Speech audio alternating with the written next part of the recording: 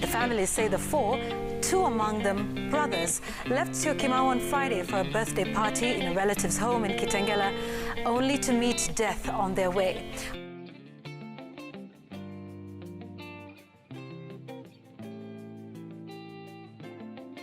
I want them to know that your looks doesn't define how you are inside.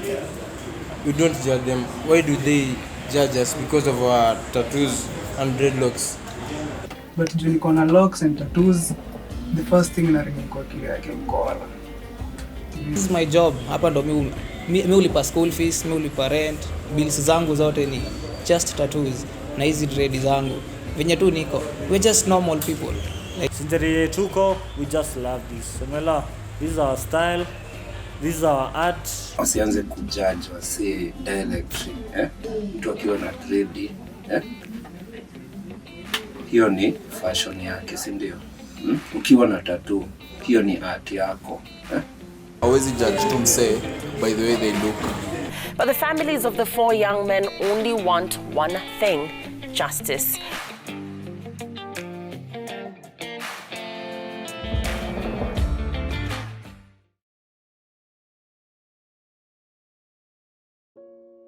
Hiyo day mimi nilikuwa hapa shop on a Saturday. Tulikuwa na ubo anaitwa Saimo, we were only two. Nikamshow si hata leo twende tutalisalimia hawa jamaa.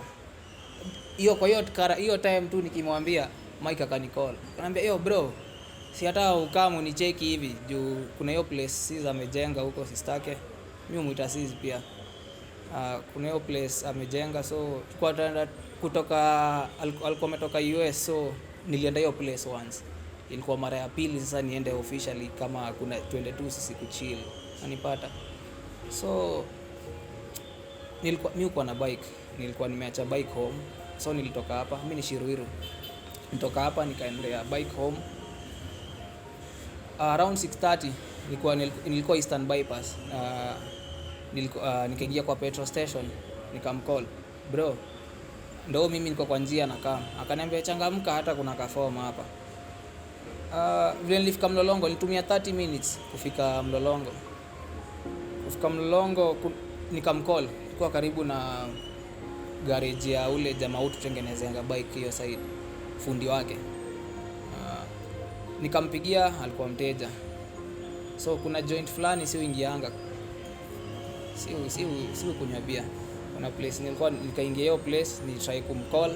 Hata simu yangu ilikuwa inazima, hata huo dem ni witness mwenye kuita hapo anaitwa Purity.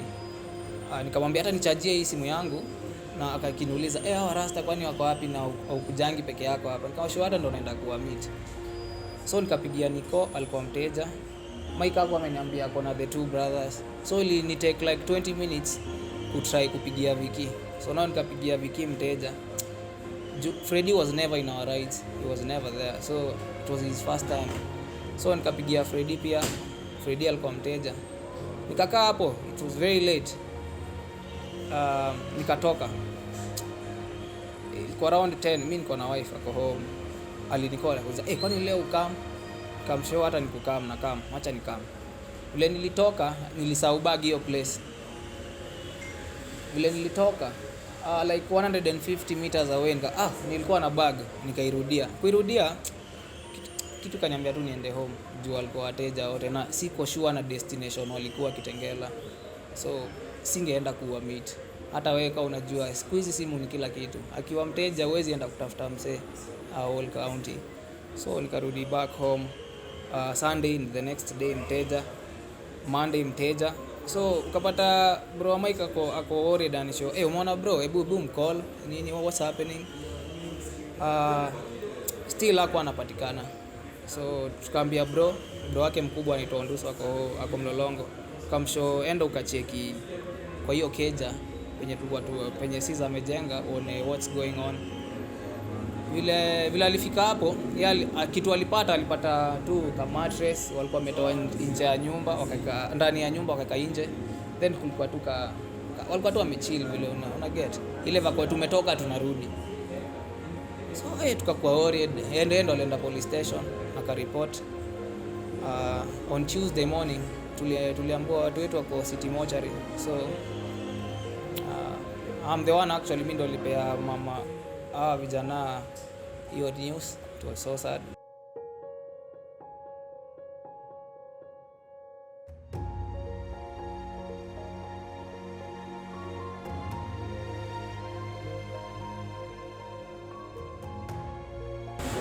Spoiler was many things to me.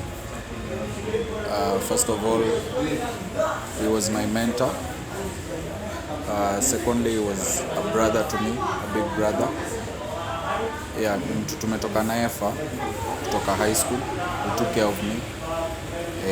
So kile naweza sema ni his many things, but a thief is not one of them. He was a lot of things, but never a thief. Haezi kuibia juu. Yeye mwenyewe he took care of everybody around him. So he really took care of us. Hata hii unaona hapa, hii ni empire yake hii hapa. So he was a brother to me, yeah, forever. This guy was like anaacha seed kila mahali ameenda. Ana make sure kila mtu anapata naye kwa njia ameacha hiyo seed, ameplant seed mahali. So he's like my brother and a mentor to me. That's what I can say about Spoiler. Plus the other brothers, I know them very well. I've known Spoiler for a very, very long time. I can say Spoiler is like a brother to me because I've known him since I was in high school, and of course now we're grown. Nika alikuwa mzai wangu in a way, unanipata? Amenilea from scratch. Unajua na more than 10 years. To a point that sahi mimi ni partner wake hapa. Unaniget? So we were brothers before hata tuanzishe any job, anything. Tulikuwa tunakaa mtaani, tulikuwa tunasafa. Tumekula na kijiko moja. Tumelala bed moja uncountable times. Ile vako ya hadi msee akiwa na girlfriend kwa nyumba, bado si wote tunalala tu hapo. So like hii naweza sema ni bro wangu. Niko pia tumejuana naye through Mike for a long time pia, almost let's say almost the same time, but I knew Mike more.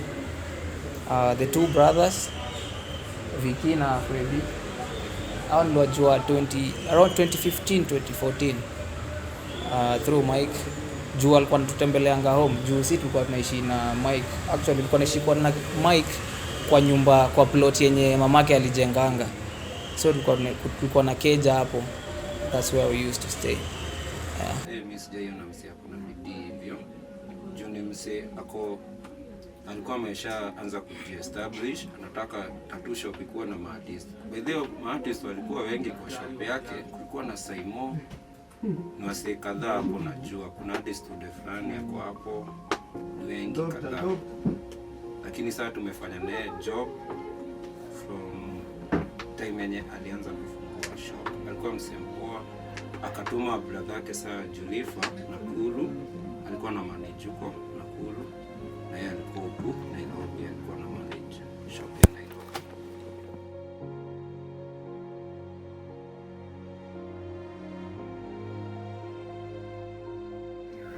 Huko Illuminati, nashingia Illuminati na tattoo.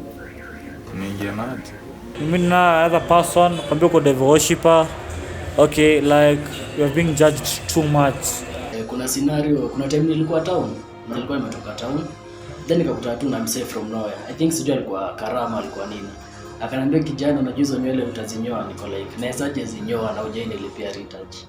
Unaweza kadi na mother kwa gari, ashaanza kujishikashika kwanza. Unashangaa ni nini? Dada ni gani? Kumbe ashaanza kukushuku and stuff.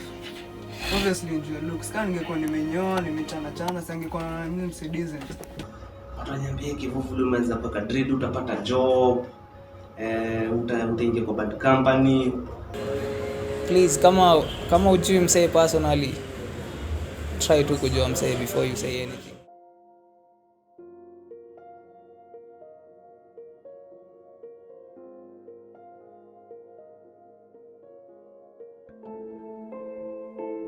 In one of the units that I teach is called Communication Research and Communication Skills. There's something called emblems. Emblems are physical attributes that align you to something.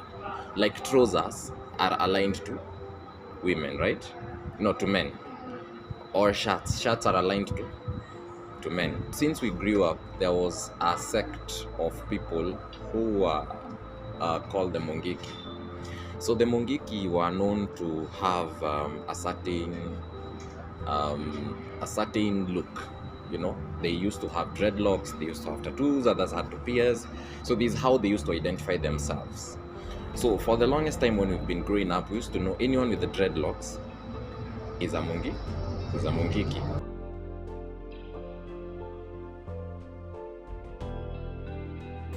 Dreadlocks sio mbaya sana, lakini saa zingine uanga inagopesha. Inagopesha watu, mtu akiona anafikiria mtu ana tabia mbaya, na pengine ataona hiyo tabia mbaya. Ni watu wanakushuku.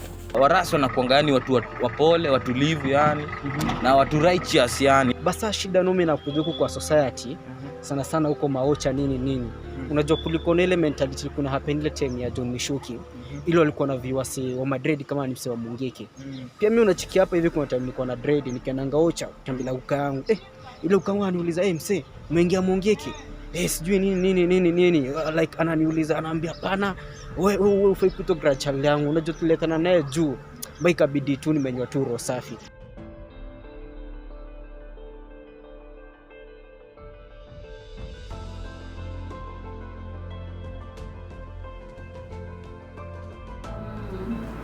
I don't have okay, it's not something that I would usually look at, but in the field that I am in and in the industry that we are in as a company,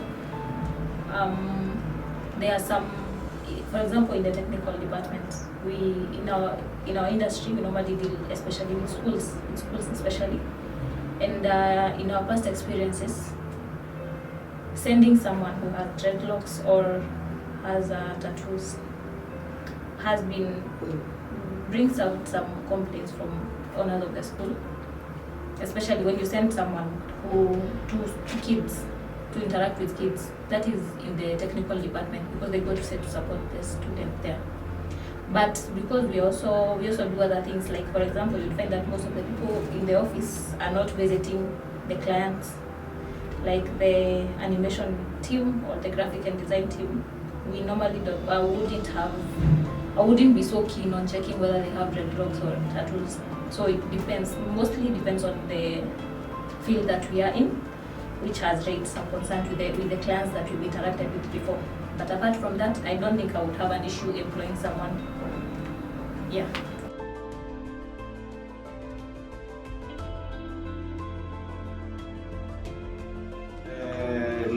From personal experience, wale watu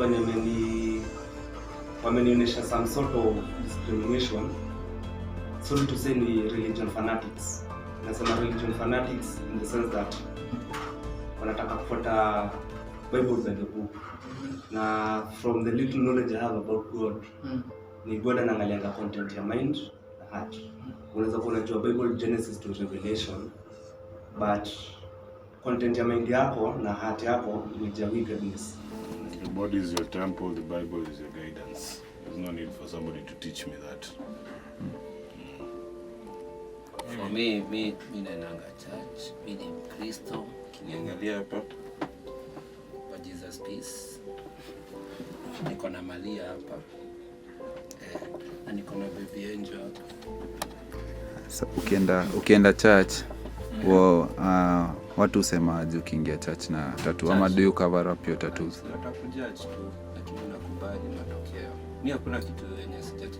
Hata ukiniangalia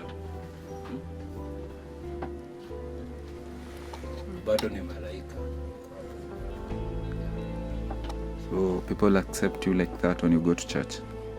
Yeah, for sure. Do you think it's wrong to draw a tattoo according to the biblical way? Kuchora tattoo sio makosa. Example, wacha nikupatie. Ndio uandike John 3:16 kumaanisha utaingia heaven. Ama uchore cross hapo yangu hapa. Hakunanga story kai. Kuweka tattoo yenye utajajiwa in heaven yenye iko kwa roho. Yenye umejiwekea. Remember in the Bible, in the book of Leviticus, chapter 22, verse 17, or 17, verse 22, it talks about not putting tattoos or not putting dreadlocks. It also talks about not shaving our beards. Remember, what God has written cannot change. Jesus did not come to change his Father's constitution. He just came to bring the kingdom of God on earth. He did not come to change anything. So whatever God has written back then remains. This is not church, but personally, naamini pia nyumba yako inaweza kuwa church, because kanisa si place tu watu wanaenda kukaa na waombe. The same way inaweza kaa kwa nyumba na niombe. Kwenda church maanisha uko sehemu. Naweza kuwa nimejaa hizi tatu zote but ujui nikitoka hapa, ama naweza kuwa nikichorana ujui kenye nafikiria, ujui kama naomba and stuff. Naomba 24/7, believe it or not, but I don't go to church. Do you think the reason that uendagi church ni because of your tattoos ama dreadlocks? Kitambo sana. Na si ati juu ya tattoos already. Naweza enda sasa hadi nikaamua naweza enda but ni venye beliefs zangu, ni zangu. Mimi siendagi church. Naamini God ni black. Jesus alikuwa black. Na church ni biashara. Christianity pia ni biashara. Mimi hivyo naamini. Kwa Bible umeandika restore tattoo. Sema wenye bro alisema ukiandika verse 3:16 umefanya nini? Unaandika nini wrong? Na so church ni biashara. Jesus pia hizo ni white man beliefs. Hivyo ndio mimi najua Africans wako na history yao. Niliwaambia tu tattoos zilikuwa ni culture yetu kuchora. Dreadlocks pia zilikuwa invented in Kenya by Kenyans, time ya kina Dedan Kimathi. So utapata church unaambiwa story kama piercing, tukaa hizo huwezi ingia heaven, which ni uongo. Hizo ni vitu za white man walikuja nao hapa hivi, walikuja wakachukua land yetu wakatudanganya na vitu kaa hizo ati Bible zimekuwa Bible, yes, kuna truth in Bible, yes. Mimi naamini in God, niliwaambia hivyo. Kuna truth in Bible but imekuwa edited. Bible imekuwa edited hadi sasa siwezi amini yani human being ameandika. Kila mtu ako biashara. So mimi si believe in hizo Christianity or Muslim, hizo wako na different rules. Na huwezi niambia ati Muslim inasema ati sisi tumetengenezwa hadi na hapo tunaambia ati Adam and Eve. Christianity ni Adam and Eve. Hiyo ni vitu zingine haziko. Tuambie kitu moja tu mimi. So mimi si believe in Bible. Mimi najua zimekuwa edited. Mimi niko na beliefs zangu about God na mimi in God, but mimi si believe in church and Christianity. Juu tukianza kusema ati ni historia nini religion, tutakosana si wote. Tuko na Hindu, na Buddhist, Muslim, Christianity, wote wanataka kufuata hivi, si ndio? Lakini tuliambiwa aje there's only one God. Watu wengi hata wanachora si ndio? Fanya mazuri, si unajua kufanya vibaya ni vibaya, mazuri ni ndio. The society has made these people to be normalized.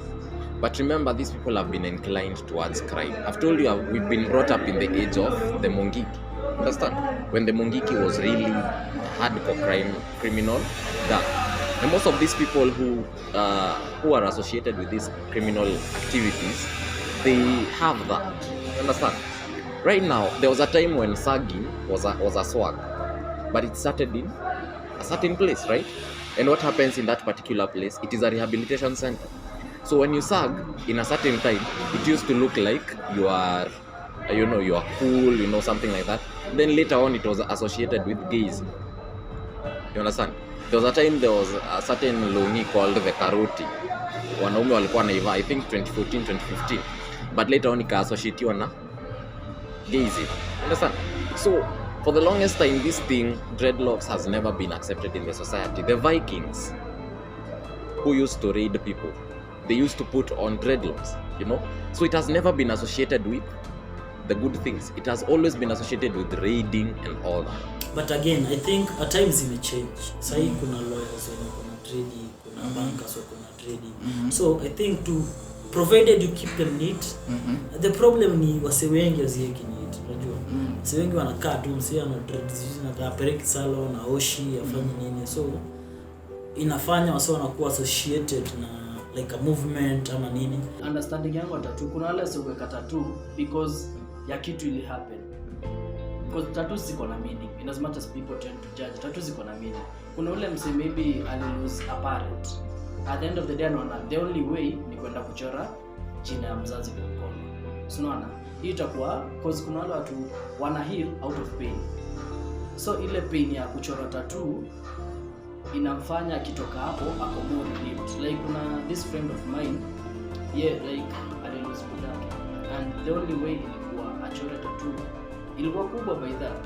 Nikamuulizia tattoo yote ni nini, but ananiambia that pain ndio itafanya heal. Why do they judge us because of our tattoos and dreadlocks? We are human, bro, and we do it because we love it. Ati yetu lazima tuonekane, this is our job, we do it kama ni kazi yetu, hatuichukulia ati ni kama tunaifanya like ni kama leisure. This is a job and this is what we are earning for. Kama huyu msee amededi, ameacha mtoi hapo hivi mdogo sana, na tumeona ameacha watoi bado. So according to the generation, mababu zetu atungie mababu zetu, vitu zinaenda zikichange hii generation tuko sasa hizi. So stop judging us by our looks.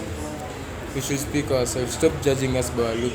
But all we want is justice because of our brothers. Always ni judge wrongly because niko na tattoos, niko na dread. Umeelewa? Sasa society, mtu wangu atasikiza society. Mtu wangu atasikiza society kama mimi nimeenda tu hike na bike na nikamadwa. Mtu wangu ataambiwa nini? Atasikiza society kweli? Haijisikiza. Umeelewa? Mimi ni dread tu, ni nywele tu. Nimesoma. Umeelewa? Hawezi judge tu msee by the way they look. Because ingekuwa hivyo, pia watu wenye hawana dread, hao hata ndio maybe wasa atakutuliko, unaona? So dread tu ni nywele yani. Msichukulie ni kasi ni wezi. Yani we are here hustling, tunatafuta do yetu na hii tu ni style for us, ni nywele tu for us, na ni culture tu yani ya dreadlocks.